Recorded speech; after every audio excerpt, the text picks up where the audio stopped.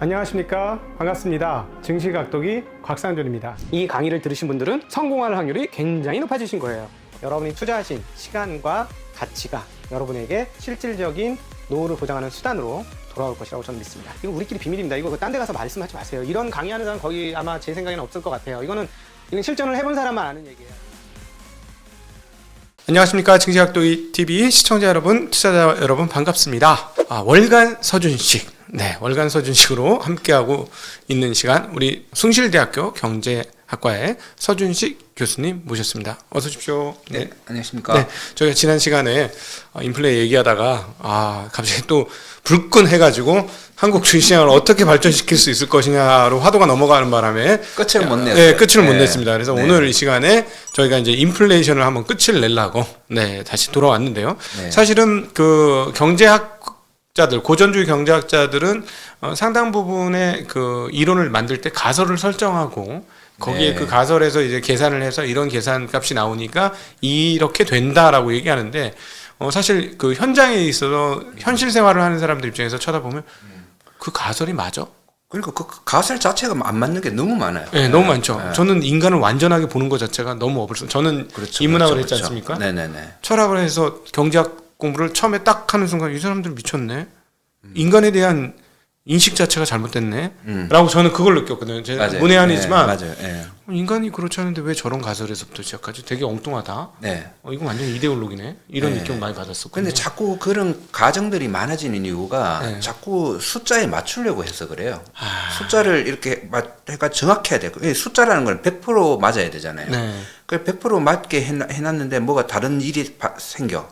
그러면 그 다른 그런 상황을 배제하기 위해서 이렇다는 가정하에 이렇게 하면서 자꾸 그 숫자를 완벽하게 맞추려는 노력이 있으니까 그런 건데 그걸 완벽하게 생각하지 않고 아닐 수도 있지만 뭐 대략 이거야 라는 그런 약간 개념적이고 논리적인 그런 쪽의 접근이 오히려 실제 우리 생활에 도움이 되지 않을까.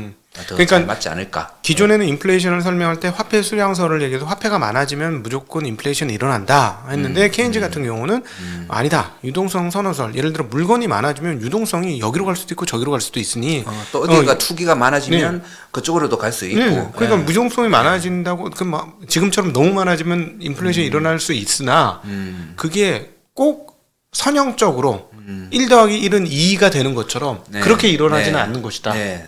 그렇게 말씀을 하신 거예요. 그렇죠. 뭐 예를 들어서 그 선호설 중에 또 이런 것도 있어요. 이자가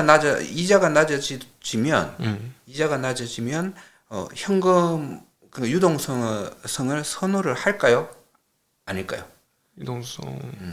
이자가 낮아지면 채권 투자가 재미없죠. 이자 투자자들이 줄어들기 줄어들죠. 때문에 유동성을 선호한다. 뭐 이런 얘기도 있는데 이것도 좀 보면 그렇지만은 또 다른 쪽에는 주식 시장이나 부동산 이런 쪽은 이제 더 상대적으로 좋아지니까 그쪽으로 돈으로 갈 수 있고.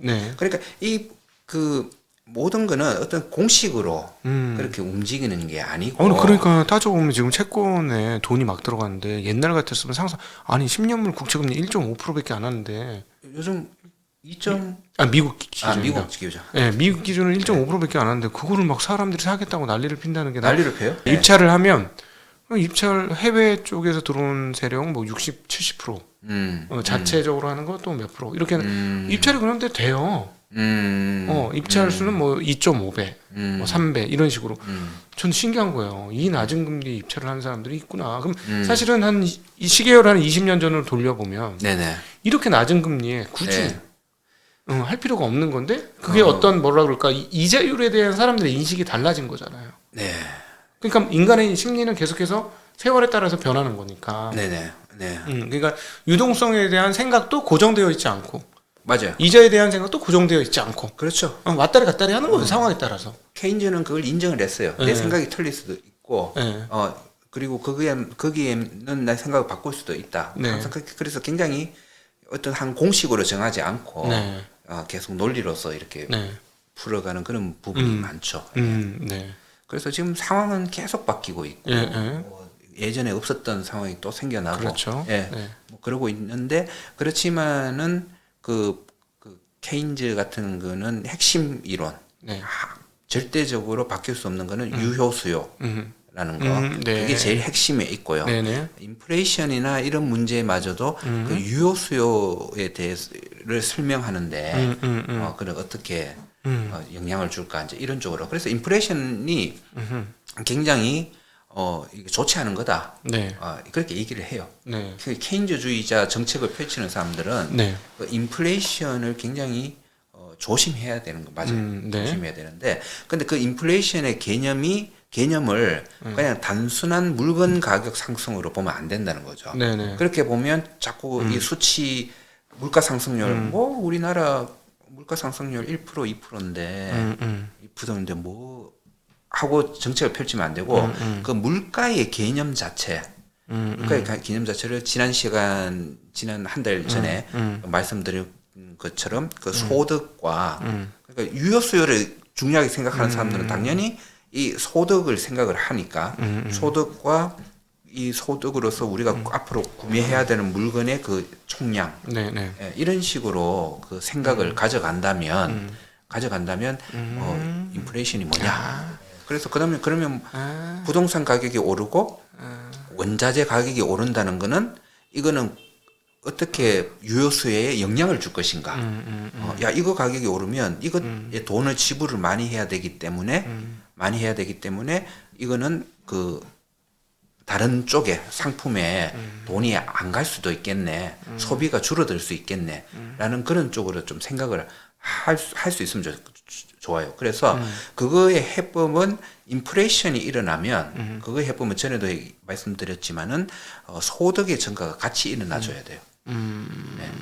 소득의 증가가 같이 일어나줘서 그 원자재 가격 아니면 부동산 가격 이런 것 때문에 코스트가 많이 들면 그거를 메워주는 소득을 증가를 시켜줘야 돼요. 인플레가 무서운 게 아니고 이미 인플레이는 일어난 거고 그거는 예. 그래서 인플레이는 낮추든지 뭐 그거를 뭐 금리를 뭐 엄청 올리면서 그런 노력도 하면서 이쪽에 그걸 노력을 하면서도 사실 소득을 계속 그 신경을 써줘야지 그 유효 수요가 계속 다른 상품들에 대해서 유지가 되면서 계속 경제가 돌아갈 수 있다.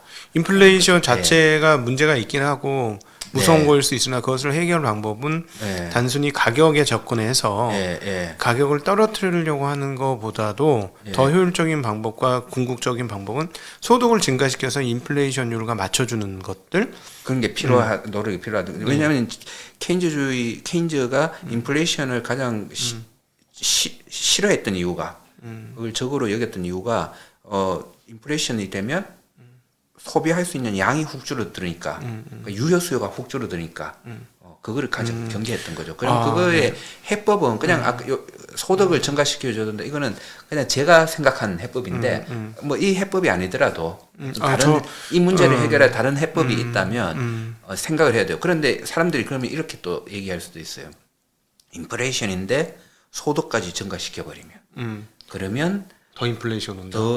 더 인플레이션이 또 오고 하는 그게 실제로 그 오일 쇼크 때 조금 그런 게 있었죠. 그래서 있어서 이거를 뭐 무조건 이렇게 해야 된다는 게 아니고 궁극적으로 그렇게 나가야 된다는 거고 그래서 우리 소득에 비해서 하여튼 너무 많은 비중의 돈을 뺏어가는 앗아가는 그런 것들을 좀 컨트롤 시켜줘야 된다. 지난 시간에 그 정시에서도 소외받는 주식이 없게 하기 위해서는 너무 돈을 가져가는 빨아가는 그런 게 있으면 안 것들을 된다. 규제를 시켜야 된다라는 것처럼 좀 그런 정책이 필요하다. 제가 지금 듣다 보니까 케인즈의 유효 수요라는 게 뭐냐면 이걸 철학적으로 돌려보면 인간 욕망이에요. 들어보니까 그런데요. 제가 보니까. 그렇죠. 소비하는 돈이니까 우리가 욕망이 이쪽이 커지면 돈이 일로 가고 일로 간다. 뭐 그런 인간의 욕망을 만족시킬 수 있는 체제 하에서 경제 시스템을 돌려야 경제가 유효하게 계속 돌아간다라는 거를 전제하고 있는 거로 저는 느껴졌어요. 이 유효수를 들으면서. 그러니까 욕망에 맞춰서 돈이 있어야 된다. 네, 그러니까 인간의 욕망을 할 수 있도록 그 자금 스케줄이나 자금의 이 전체 흐름들을 맞춰주지 않으면 사회적으로 문제가 생긴다는 거죠. 그렇죠. 그게 핵심이에요. 이게 그거예요. 그 고전주의 학파는 생산하면 욕망이 있기 때문에 생산하면 어쨌든 다 가져 살 거야 이랬는데 그 마르크스나 케인즈 쪽은 아니야. 아무리 생산해도 아무리 욕망이 있어도 돈이 없는데 어떻게 사? 네. 돈이 없는데 어떻게 사? 그러면 그래서 붕괴돼. 이렇게 생각하는 그렇죠. 거죠. 그래서 그 욕망만큼 그 효용만큼 그 소득을 만들어 줘야지 경제가 보이지 않는 손이 다시 돌아가 이거죠. 예. 공급주의 경제학이 저거네요. 이 인간에 대한 이해가 상당히 부족하네. 왜냐하면 인간은 저는 인간은 뭐냐? 자본주의 시스템은 특별히 인간을 이렇게도 표현해. 소비하는 자 고로 나는 존재한다. 소비함으로 나는 존재한다가 자본주의 시스템의 뭐 데카르트의 생각한다 존재한다에서 요즘에는 오히려 소비한다. 그러므로 나는 존재한다. 그렇지. 옛날에는 공급한다. 그러므로 나는 아니지. 공급은 옛날. 아니 그러니까 이 고전주의 경제학자들은 공급하는 거는 인간하고의 약간 거리가 떨어진 문제라고 저는 보는 거죠.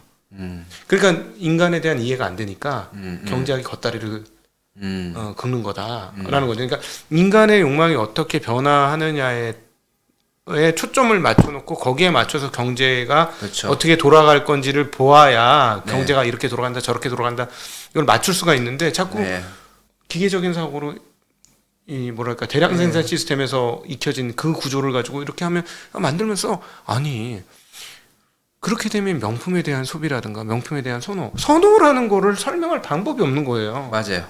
그렇죠. 그래서 그 명품에 대한 선호에 대해서 그 책이 있잖아요. 자본계급론. 유한계급론. 유한계급론. 배불런. 맞죠. 그게 고전주의 학파를 굉장히 까는 책이죠. 어떻게 보면. 제대로 그렇죠. 된 욕망을 설명을 하면서. 그렇죠. 그렇죠. 아까 뭐 이렇게 두 가지 상품이 있었다. 나는 2만 원이 있다. 근데 어떤 사람은 난 이게 좋아서 여기에 2만 원 주고 여기는 1도 안 줄 거야. 할 수 있는 거 아닙니까? 맞아요. 그런 걸로서 자기 유한 계급을 가시하고 그렇죠. 그런 내용이 담겨 그렇죠. 그러니까 인간이 제가 이 자본주의 시스템에서 그 페이스북이라든가 인스타그램 이런 걸 보면서 정말로 신기하다 할 때 이제 철학책 그걸 소개하려고 소유냐 존재냐의 문제에 있어서 독일에 있는 친구들은 존재가 우선돼야 되고 소유는 헛것이다. 막 이런 거야. 정통이 철학하는 사람은 그러니까 그게 왜 그런 철학을 하게 되냐면은 독일 애들이 기독교적인 베이스가 진짜 강합니다. 한국의 기독교적 베이스하고는 게임도 안 돼요. 이거는 그러니까 땅 속에 젖어 있는 종교성이 있어요. 유럽 애들은. 그리고 살 속에 스며 있는 종교성이 있거든요. 그러니까 존재가 귀하다라는 어떤 그 구조적으로 깔려 있는 이 어떻게 할 수 없는 생각들이 있어요. 근데 지금 자본주의 시스템 와 보니까 이게 뭐냐면 소유함으로 존재한다.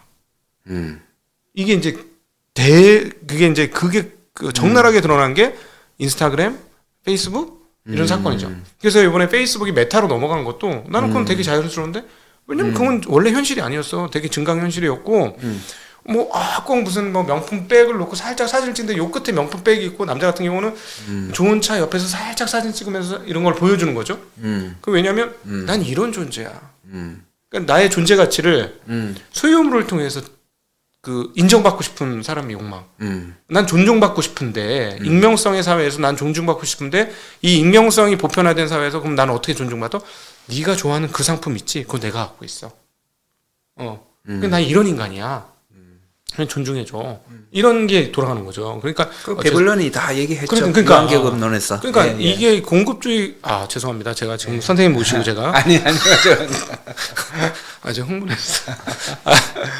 그러니까 이게 유효수요론 뒷면에 제가 느낀 건 이렇게 수업을 듣다가 느낀 건 유효수요 뒷편에 인간 욕망이 존재하고 있고 그러니까 자본주의 시스템에서 인간 욕망의 그 유동성 네. 가변성, 네. 이것들을 인지해서 그것을 맞춰주지 않으면, 그거는 숫자로는 절대로 안 그렇지, 되고, 숫자. 그러니까 유효 수요 공식으로 안 돼. 그렇죠. 유효 수요라는 것 자체가 어떤 딱 떨어지는 개념은 아니니까. 맞아요. 그게 제일 큰 그거를 중요한 이해예요.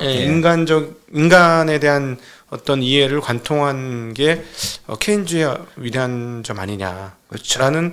수업을 하면서 이렇게 깨달음을 얻게 되었습니다. 저는. 네, 그 조금 전에 그 유한계급론의 베블런도 고전주의 경제에서 이단합니까? 이단하죠. 이단하죠. 그런데 그분이 시카고 학파예요? 시카고 대학을 나왔어요. 네, 고전주의의 총 본산이 시카고 대학입니다. 시카고 대학을 설립한 분은 설립한 록펠러 쪽이고, 그래서 자유시장주의의 굉장히 그 중심지가 된 그 안에서 맞아. 그 안에서 경제학을 공부를 그런 책을 썼죠. 록펠러는 구조적으로 만든 거네요. 조금 뭐 그게 저는 안 가봐서 모르겠지만은 그런 얘기하는 사람이 있었어요. 그런 논리가 좀 성립이 되죠. 그러니까 자기의 그 시스템을 구축시키기 위한 이론적 배경을 만들기 위해 시카고 대학을 설립했다라는 얘기를 제가 엄청난 지원을 했죠. 그리고 기억이 거기에서 배출된 경제학자들은 엄청난 지원을 받았죠. 그거는 팩트고 어떤 의도가 있었는지는 모르겠고. 그러면 그러면 이제 지금 인플레이션 얘기가 지금 미국에서 엄청나게 나오는데 결국은 고용이 되면 인플레이션을 인정하고 금리를 올리겠다. 어떤 식으로든지 케인즈의 유효 수요 증가를 위해서 계속적으로 정책 드라이브를 걸 수도 있겠구나 하는 생각을 그런데 저는 조금 지금 파웰 같은 경우는 좀 미적거리고 금리 올리는 거를 좀 시장주의자잖아요. 그렇죠. 금융계에서 일하다 오고 뭐 이래서 시장주의라서 조금 늦추고 싶었던 마음이 있었다면 앨런은 좀 금리 그러니까 통화를 좀 땡겨오고 싶은 그러니까 금리 테이퍼링과 금리 인상을 통해서 좀 땡겨오고 싶은 그런 마음이 크다. 그래서 근데 최근에 조금 서로 타협을 하고 있다. 타협을 하고 있는데 결국은 뭐냐 하면 저는 아까 유효 수요를 잠식시키는 요인을 많이 볼 것 같아요. 그래서 부동산 가격을 많이 볼 것 같다. 부동산 가격이 많이 오르면 아니면 저는 미국이나 중국이나 한국이나 지금 물가 뭐 인플레이션이라고 얘기하지만 그 안에는 적어도 정책가들의 그 속마음에는 부동산 가격이라는 게 들어가 있다고 봐요. 들어가 있다고 미국도 마찬가지인데 그래서 근데 미국이 올해 들어와서 주택 가격이 좀 올랐잖아요. 많이 우리나라만큼 아니에요. 근데 좀 오르니까 이제 그런 쪽에 얘기가 막 좀 나왔죠. 파웰 그 테이퍼링 쪽도 이제 시작하는 걸로 얘기가 나오고. 그래서 그 추이를 저는 계속 좀 볼 것 같아요. 볼 것 같아서 부동산이 만약에 레벨업을 또 더 한다. 그러면 아마 더 빠르게 저는 진행이 될 것 같고. 근데 아직도 미국이 부동산 많이 왔다 이러는데 이렇게 보니 실제로 그 가격 정도 보니까 요즘 가격을 미국에 계시는 부동산 중개업자분들이 매물을 검토해 주시더라고요. 그래서 이거는 뭐 10억짜리 집이에요. 뭐 이거는 얼마짜리 집이에요. 많이 올랐어요. 그런데 우리 눈에는 저게 많이 오른 거야? 약간 그런 느낌이던데요. 그렇죠. 맨하탄을 제외하고는 맨하탄을 제외하고 뉴저지나 이런 데로 가면은 차원이 다르죠. 그런가요? 아니, 좀 싸죠. 맨하탄은 비싸고 맨하탄은 비싼 게 맞는 것 같습니다. 어쨌든 하여튼 부동산이 올랐기 때문에 좀 저는 정책적으로 좀 자금을 흡수하는 요인이 생긴 건데 그래서 이제 왈구왈구 하고 있고 수치로 나타나는 5% 3% 인플레이션은 그거를 크게 저는 보지 않을 필요가 있다. 이게 정말 유효 수요와 연결해 가지고 정말 이게 나쁜 인플레이션이냐, 그 좋은 인플레이션이냐를 참 구분짓기가 좀 애매한 부분이 있기 때문에 저는 그것보다도 부동산 가격 그걸로 많이 될 것 같아요. 오늘 그 케인즈 주의 입장에서 어떻게 인플레이션을 보아야 하는가에 대한 이야기를 나누었고요. 그래서 그 앨런 같은 분이 케인즈주의자이기 때문에 인플레이션을 용인하는 쪽은 절대 아닐 거예요. 그래요? 지금까지는 용인하는 것 같았어요. 그래요? 왜냐면 상당히 그 비둘기적이에요. 그래요? 재무장관이니까. 재무장관이니까. 네, 재무장관이니까 정부를 지지해야 되는 입장이니까. 그래서 다시 파웰을 지지했구나. 네, 그렇죠. 파월을 지지하고 있죠. 지금. 원래는 사실은 좀 지지하면 안 맞는 쪽인데. 뭐 정당은 다르니까 서로. 그런 입장인데도 지지하는 거 봐서는 네. 지금 아무래도 재무장관이 되니까 훨씬 더 경제 부스팅을 위한 포지셔닝을 가지고 있는 게 아닌가. 가지고 있다. 네. 그러면은 이제 한번 정리를 한번 해주시죠. 케인지안에서의 그 인플레이션은 어떤 것이고 네. 어떻게 바라보고 있고 어떻게 해결하려고 아까 해결에 대한 거는 말씀해 주셨는데. 예.